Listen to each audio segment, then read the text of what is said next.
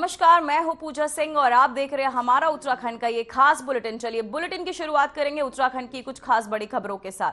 देहरादून में विकसित भारत 2047 के निर्माण हेतु हिमालय राज्यों के परिप्रेक्ष्य के अतिरिक्त आपको बताते चले कि प्रौद्योगिकी एवं अनुप्रयोग अंतरिक्ष सम्मेलन का आयोजन हुआ। इस कार्यक्रम में सीएम धामी ने शिरकत की और जनसभा को संबोधित भी किया। तो आपको बताते चले सीएम धामी ने कार्यक्रम में शिरकत करते हुए, साथ ही आपको बता दें सीएम धामी ने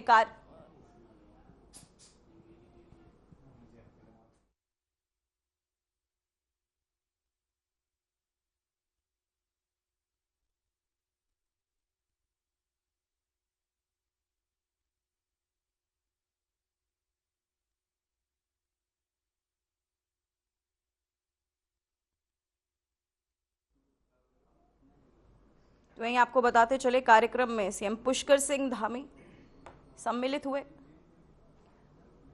देहरादून में विकसित भारत 2047 के निर्माण हेतु हिमालय राज्यों के परिप्रेक्ष्य के अंतरिक्ष प्रौद्योगिकी एवं अनुप्रयोग अंतरिक्ष सम्मेलन का आयोजन हुआ। इस कार्यक्रम में सीएम धामी ने शिरकत की।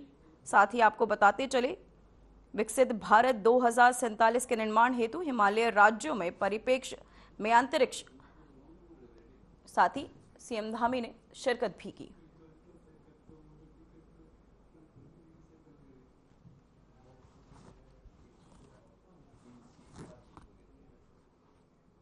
हमारी वैज्ञानिकों की पूरी टीम, हमारे अनेक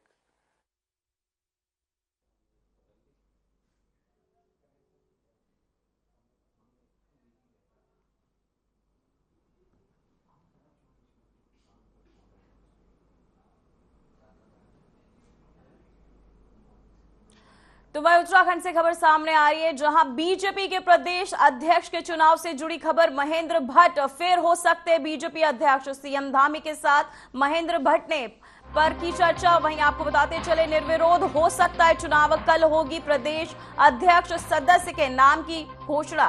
तो वह राष्ट्रीय परिषद सदस्य के नाम की घोषणा भी कल। साथ ही आपको बता दें उत्तराखंड से इस वक्त की बड़ी खबर सामने आ रही है, जहां बीजेपी के प्रदेश अध्यक्ष चुनाव से जुड़ी ये खबर। महेंद्र भट्ट फिर हो सकते हैं बीजेपी के अध्यक्ष। सीएम धामी के साथ महेंद्र भट्ट ने पर चर्चा, आपको बताते चले पर्चा भरा। साथ ही कल होगी प्रदेश अध्यक्ष सदस्य के नाम की घोषणा, जहां राष्ट्रीय परिषद सदस्य के नाम की घोषणा भी कल होगी। सीएम धामी के साथ महेंद्र भट्ट ने पर्चा भरा, साथ ही निर्विरोध हो सकता है। आपको बताते चले महेंद्र भट्ट फिर से अध्यक्ष पद की कमान संभाल सकते हैं। मुख्यमंत्री पुष्कर सिंह धामी के साथ महेंद्र भट्ट ने आज प्रदेश अध्यक्ष पद के लिए अपना नामांकन पत्र भरा है। खबर है कि चुनाव निर्विरोध हो सकता है। साथ ही आपको बताते चले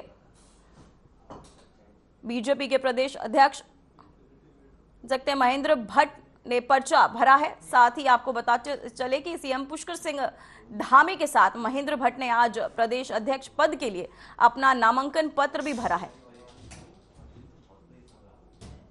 निर्विरोध हो सकता है चुनाव, जहां आपको बताते चले खबर है कि चुनाव निर्विरोध हो सकता है, जिसमें महेंद्र भट्ट को फिर से प्रदेश अध्यक्ष बनाया जा सकता है। राजनीतिक गलियारों में इस खबर को लेकर काफी उत्सुकता जो है वो देखने को मिल रही है। तो वहीं आपको बता दें बीजेपी से बड़ा बदलाव देखने को मिल रहा है, जहां चुनाव निर्विरोध होने की जो संभावना है वो जताई जा रही है। सीएम धामी के साथ महेंद्र भट्ट ने पर्चा भरा है, वही निर्विरोध हो सकता है चुनाव।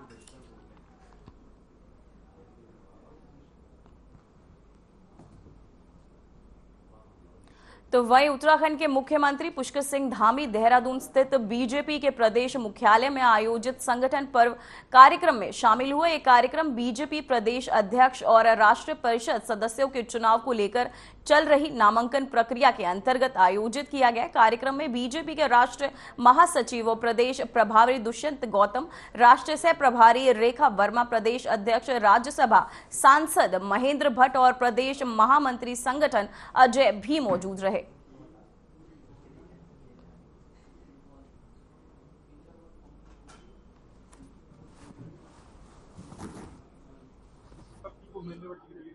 देखिए, आपके अध्यक्ष बनने के बाद हमने सभी चुनावों में हमको विजय मिली है। संगठन का हमारा विस्तार हुआ है और एक सामान्य कार्यकर्ता से लेकर उनका एक लंबा राजनीतिक सफर है और उसमें सभी को साथ में लेकर संगठन की गति देने में संगठन शिल्पी के रूप उनका बहुत बड़ा योगदान है और इसी नाते आज उनके नामांकन पत्र को हम सब लोगों मैंने और हमारे सभी सांसद गणों ने, अजय टुमका जी भी, माननीय मंत्री जी भी यहाँ पर हैं, अन्य हमारे सांसद गण भी हैं, पार्टी के हमारे पूर्व मुख्यमंत्री गण हैं, सभी ने आज यहाँ पर नामांकन पत्र दाखिल किए हैं। उनकी जांच हो और संभवतः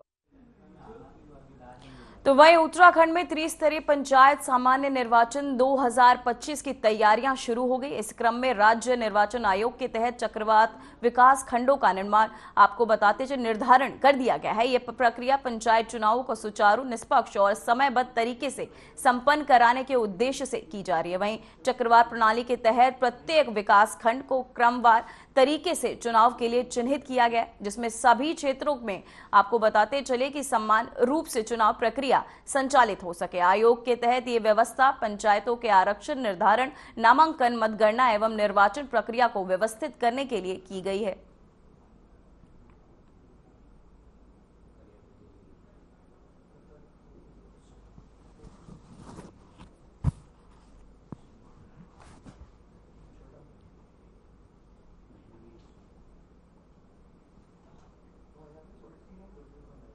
तो वहीं उत्तराखंड के सीएम पुष्कर सिंह धामी ने इसरो के अध्यक्ष वी नारायण से मुलाकात की। इस अवसर पर प्रधानमंत्री नरेंद्र मोदी जी के दूरदर्शी नेतृत्व में देश की अंतरिक्ष वैज्ञानिक प्रगति, नवाचारों और भविष्य की योजनाओं पर विस्तार से चर्चा हुई। ये बैठक विज्ञान और तकनीकी क्षेत्र में हो रहे विकास को और मजबूत करने की दिशा में एक महत्वपूर्ण कदम मानी जा रही है। साथ ही मुख्यमंत्री पुष्कर सिंह धामी ने इस महत्वपूर्ण बैठक की जानकारी सोशल मीडिया प्लेटफॉर्म एक्स पर ट्वीट कर साझा की।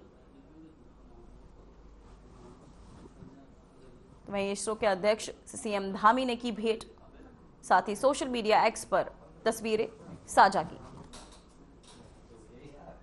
भविष्य की योजनाओं को लेकर चर्चा भी की गई, जहां सीएम धामी ने दी कई अहम जानकारी। भविष्य की योजनाओं पर चर्चा की गई। सीएम धामी ने दी अहम जानकारी।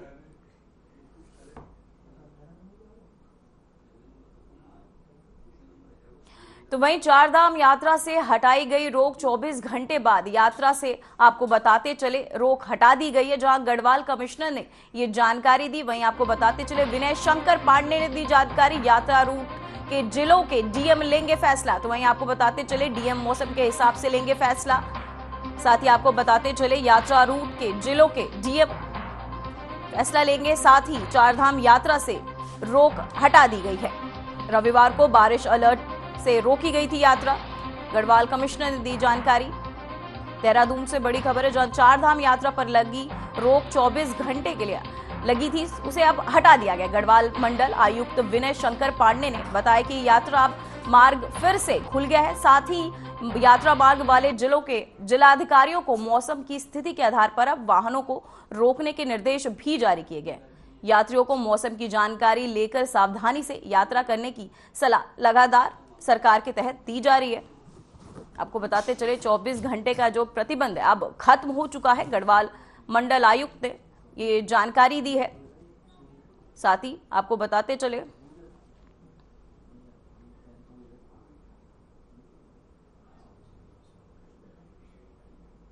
तो वहीं भारी बारिश के चलते उत्तरकाशी जिले के 80 गंगा घाट में 7 गांव का जिला मुख्यालय से संपर्क पूरी तरह टूट गया। लगातार हो रही बारिश के कारण 3 अलग अलग स्थानों पर सड़कें बह गई, जिससे ग्रामीणों को भारी परेशानियों का सामना करना पड़ रहा है। गांव के लोग अब आवश्यक कार्यों के लिए जोखिम उठाकर पैदल रास्तों से आना जाना कर रहे हैं। साथ ही प्रभावित गांवों में भोजन, दवाइयां और अन्य जरूरी वस्तुओं की आपूर्ति भी बाधित हो गई है। प्रशासन और लोक निर्माण विभाग की टीमें रास्ते को खोलने के लिए युद्ध स्तर पर कार्य कर रही है। साथ ही लेकिन मौसम बाधा बनी हुई है। लगातार गांव को आपको बताते चले जिला मुख्यालय से संपर्क टूट चुका है। बारिश के चलते रास्ते बंद है।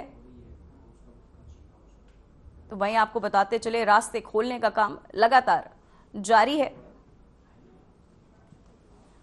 भारी बारिश के चलते रास्ते बंद हुए, जिसके चलते कई गांवों का संपर्क भी टूट चुका है।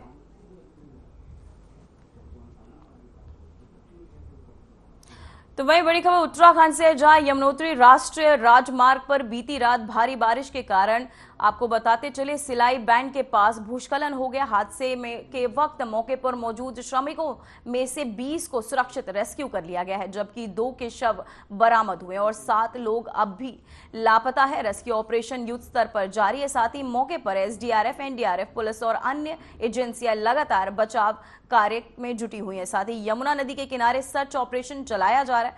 पुलिस अधीक्षक उत्तरकाशी खुद स्थिति पर लगातार नजर बनाए हुए हैं। तो वहीं आपको बताते चले यमुनोत्री हाईवे पर भारी भूस्खलन में 2 लोगों की मौत हो गई और 7 लापता है। तो वहीं उत्तरकाशी में रेस्क्यू ऑपरेशन अभी भी जारी है, जहां रेस्क्यू टीमें राहत कार्य लगातार कर रही हैं। आपको बताते चले यमुना किनारे लापता श्रमिकों की तलाश अभी भी एसडीआरएफ की टीम लगातार कर रही है। लगातार रेस्क्यू टीमें लोगों की तलाश कर रही हैं। तो वहीं लगातार हो रही बारिश के चलते गंगा नदी का जलस्तर तेजी से बढ़ गया है। साथ ही जलस्तर दर्ज किया गया है। साथ ही आपको बताते चले जो कि चेतावनी के निशान पर आपको बता दें कि बेहद करीब पहुंच चुका है। साथ ही प्रशासन ने एहतियातन गंगा घाटों को खाली कराना शुरू कर दिया है और पूरे जिले में अलर्ट भी जारी कर दिया है। गंगा को आपको बताते चले का खतरा जलस्तर 200 आपको बताते चले मीटर आपको तय किया गया था। जो साथ ही आपको बताते हैं ऐसे में बारिश इसी तरह जारी है, हालात का जायजा गंभीर हो सकता है। तो वहीं एनडीआरएफ और एसडीआरएफ की टीमें सतर्क कर दी गई हैं। साथ ही नगर निगम के साथ मिलकर घाटों से लोगों को हटाने का कार्य जारी किया गया है। वहीं जिला प्रशासन ने स्थानीय लोगों और श्रद्धालुओं से अपील की है कि वे गंगा घाटों की ओर न जाए और प्रशासन के निर्देशों का पालन करें।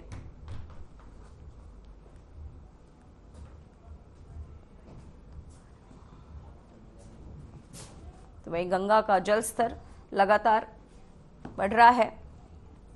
प्रशासन ने भारी आपको बताते चले बारिश के चलते लगातार ये अलर्ट जारी किया। एनडीआरएफ और एसडीआरएफ की टीमें अलर्ट पर है।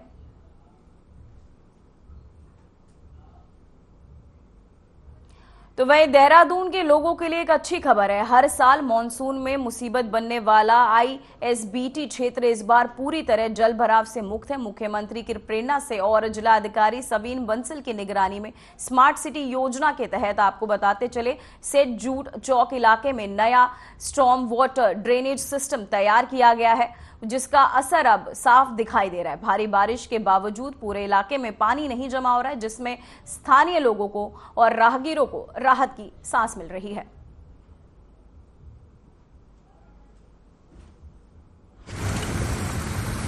सालों की समस्या थी यहाँ पानी की, जो कम से कम 10-15 साल से बनी हुई थी।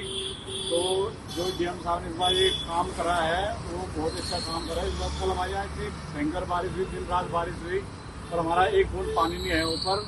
डीएम साहब ने बहुत ही बढ़िया काम करा, अच्छा काम करा है, जिससे हम काफ़ी खुश हैं, बेहद खुश हैं। हम डीएम साहब का धन्यवाद करना चाहते हैं। उन्होंने हमारी सालों की समस्या इतनी जल्दी सॉल्व करे जो हमें लग नहीं रहा था।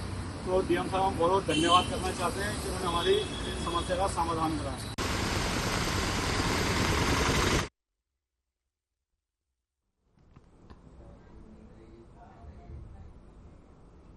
तो वहीं खबर उत्तरकाशी से आ रही है, जहां जोखल फिताड़ी मोटर मार्ग पर एक वाहन दुर्घटना की सूचना मिली है। जहां हादसे की जानकारी मिलते ही जिलाधिकारी ने तत्काल रेस्क्यू टीम को घटनास्थल के लिए रवाना करने का निर्देश दिया। तो फिलहाल प्रशासनिक टीमें मौके पर पहुंच रही है और राहत एवं बचाव कार्य शुरू किया जा रहा है।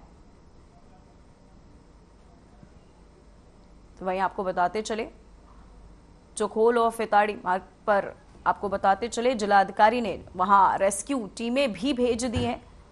मार्ग पर अब ये बड़ा वाहन हादसा हुआ है, जिसके चलते जिलाधिकारी ने रेस्क्यू टीमें भी भेजी हैं। उत्तरकाशी में ये वाहन दुर्घटना की सूचना, जिसके चलते राहत बचाव कार्य लगातार जारी है।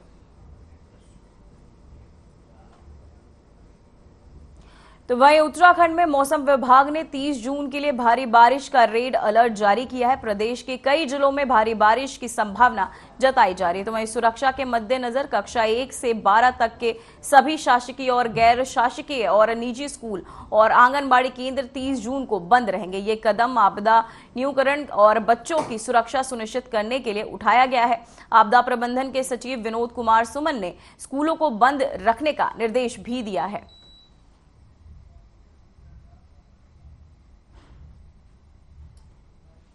तो वहीं आपको बताते चले डीएम की प्लानिंग अब लगातार असर ला रही है, जहां वर्षों पुरानी समस्या का अब हल मिल चुका है।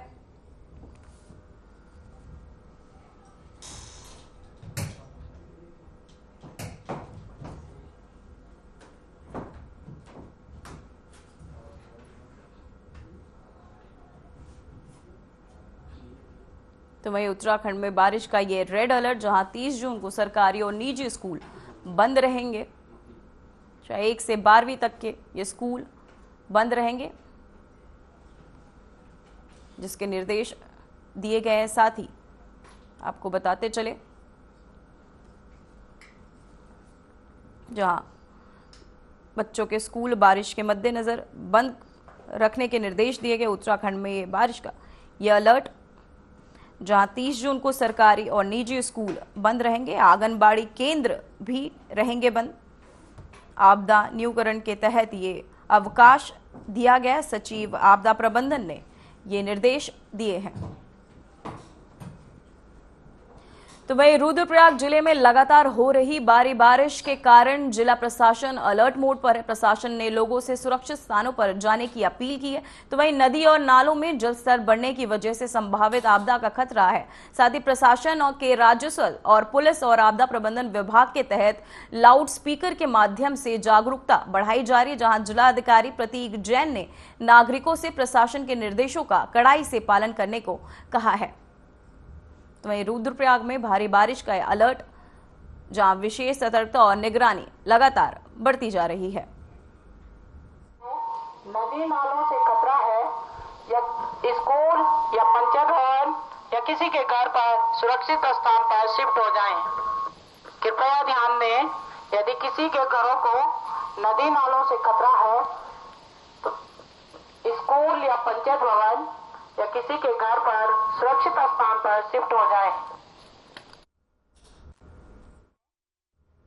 तो वहीं उत्तराखंड में लगातार हो रही मूसलाधार बारिश से जनजीवन को प्रभावित कर दिया है। मौसम विभाग ने उत्तरकाशी, रुद्रप्रयाग, चमोली, टिहरी, देहरादून और पौड़ी समेत कई जिलों में रेड अलर्ट जारी किया है। इन क्षेत्रों में भारी बारिश से बहुत भारी बारिश की चेतावनी दी गई है। प्रदेश की अधिकतर नदियों का जलस्तर खतरनाक स्तर के करीब पहुंच चुका है। वहीं सौंग नदी जो देहरादून के समीप बहती है, उसका जलस्तर भी तेजी से बढ़ रहा है। तो वहीं उत्तरकाशी और मोरी क्षेत्र में नदी नालों में उफान होने पर आपको बताते चले होने के कारण स्थानीय प्रशासन हाई अलर्ट मोड पर है। वहीं चमोली जिले के स्थित बद्रीनाथ राष्ट्रीय राजमार्ग जो गोचर के पास मलबा आने से अवरुद्ध हो गया था, उसे कार्यदायी संस्था के तहत क्लियर कर पुनः यातायात के लिए खोल दिया गया है। तो वहीं ये राज्य सरकार ने उत्तराखंड आने वाले श्रद्धालुओं और पर्यटकों से सतर्क रह रहे और अनावश्यक यात्रा से बचने की अपील भी की है। साथ ही प्रशासन ने सभी जिलों में आपदा प्रबंधन टीमों को तैनात कर दिया है। एसडीआरएफ और पुलिस और लोक निर्माण विभाग की टीमें संवेदनशील स्थानों पर निगरानी बनाए हुए। तो वह हेल्पलाइन नंबर और राहत शिविर भी सक्रिय कर दिए गए। तो ये आपकी टीवी स्क्रीन पर ये 4 तस्वीरें सौंग, मोरी, चमोली और अलकनंदा नदी की, जहां आपको बताते चले जल अपने स्तर से ऊपर आ रहा है, जिसके चलते आपको बताते चले बद्रीनाथ हाईवे गोचर पर अब बहाल हुआ है, जहां उत्तराखंड के कई जिलों में अब अभी भी अलर्ट जारी है। तो वहीं ये तस्वीरें, ये 4 तस्वीरें जो आप अपनी टीवी स्क्रीन पर देख रहे हैं, जहां जल स्तर बढ़े हैं, साथ ही जिसको लेकर लगातार प्रशासन अलर्ट भी कर रहा है। साथ ही नदियों के किनारे रहने वाले लोगों को लगातार प्रशासन के तहत वहां से हटाया भी जा रहा है। खतरे के मद्देनजर आपको बताते चले बद्रीनाथ हाईवे पर भी खोल दिया। उत्तराखंड के कई जिलों में यह अलर्ट अभी भी जारी। उत्तराखंड मोरी क्षेत्र में यह हाई अलर्ट पर है।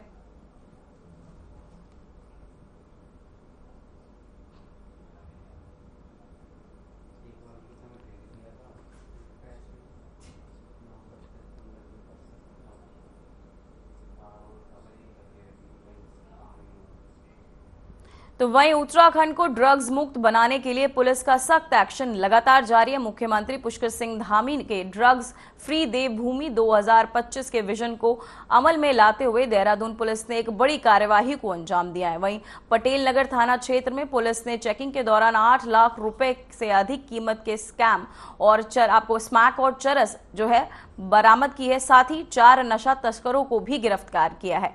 इनमें से एक की बाइक को भी जब्त कर लिया गया है। वहीं ड्रग्स फ्री देवभूमि अभियान लगातार जारी है।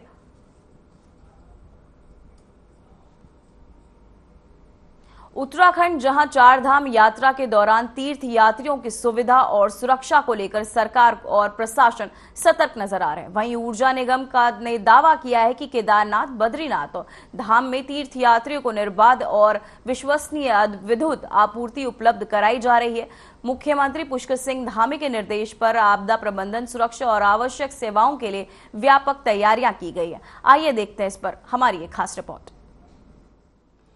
4 धाम यात्रा के दौरान विशेष प्रयासों के माध्यम से केदारनाथ और बद्रीनाथ धाम में तीर्थयात्रियों को निर्बाध और विश्वसनीय विद्युत आपूर्ति उपलब्ध कराने का ऊर्जा निगम ने दावा किया है। 4 धाम यात्रा के दौरान तीर्थयात्रियों को अब मिल रही है निर्बाध और विश्वसनीय विद्युत आपूर्ति।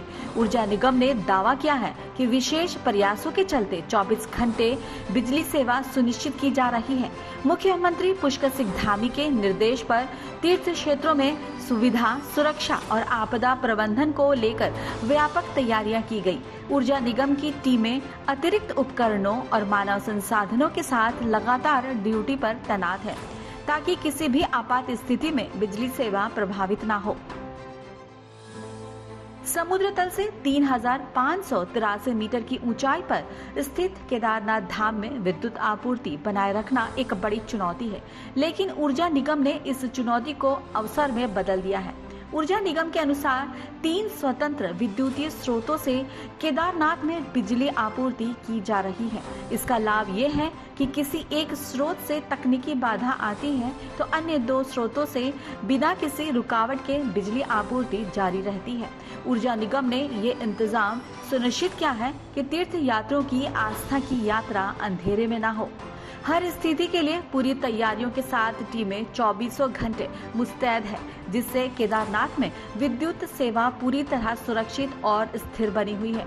श्रद्धालुओं की सुविधा को प्राथमिकता देते हुए प्रशासन ने ये सुनिश्चित किया है कि धार्मिक यात्रा के दौरान कहीं भी अंधेरा न हो और भक्त निर्भय होकर अपनी आस्था की यात्रा पूरी कर सके। वहीं ऊर्जा निगम ने पांडुकेश्वर उपकेंद्र में 2 स्वतंत्र 11 केवी फीडरों की स्थापना की है, जिससे बिजली आपूर्ति व्यवस्था को और अधिक सक्षम और भरोसेमंद बनाया गया है। ऊर्जा निगम के अनुसार ये दोहरी फीडर प्रणाली चिकित्सा, सुरक्षा, मंदिर संचालन और आवासीय सेवाओं की निरंतर उपलब्धता सुनिश्चित करने में बेहद सहायक सिद्ध हो रही है। इस व्यवस्था का सबसे बड़ा लाभ ये है कि यदि एक फीडर बाधित हो जाए तो दूसरे फीडर से लगातार बिजली आपूर्ति जारी रहती है। 4 धाम यात्रा के दौरान ऊर्जा निगम ने सभी तीर्थ स्थलों पर 24 घंटे की मॉनिटरिंग की जा रही है। निगरानी और विद्युत व्यवस्था को सुचारू बनाए रखने के लिए व्यापक तैयारियां की गई है। निगम द्वारा नियंत्रण कक्ष, फील्डर इंजीनियरों की तैनाती, बैकअप उपकरणों की उपलब्धता और मरम्मत टीमों की सक्रियता सुनिश्चित की गई है, जिससे किसी भी आपात स्थिति में तुरंत रिस्पांस दिया जा सके।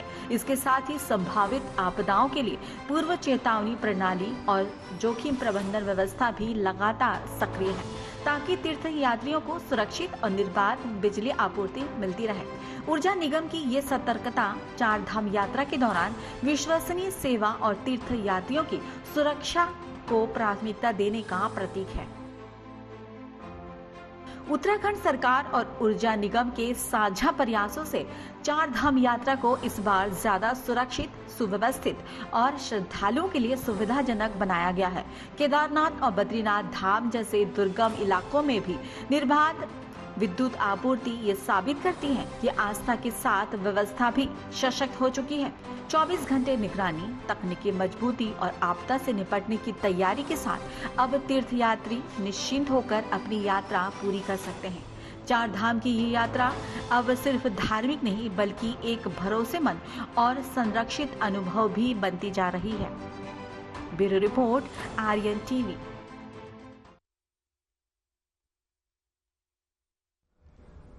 फिलहाल खबरों में बस इतना ही। मुझे दीजिए इजाजत। नमस्कार।